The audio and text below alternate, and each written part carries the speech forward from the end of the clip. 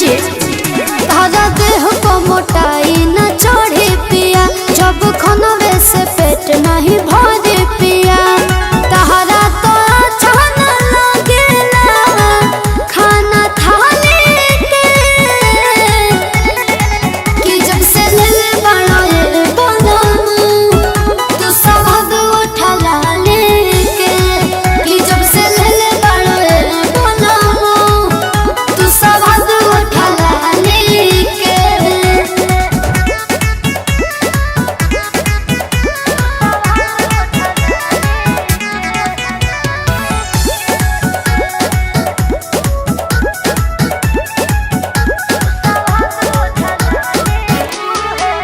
खाली उहे चाहेला मोरा मान रहेला, हमर सोइया जवानी परेशानी में डालेला।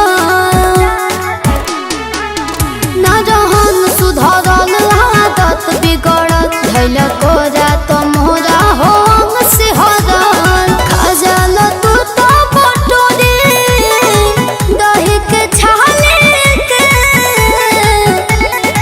कि जब से ले बड़े बनम तू स्वाद उठला लेके, जब से ले बड़े बनम तू स्वाद उठला लेके।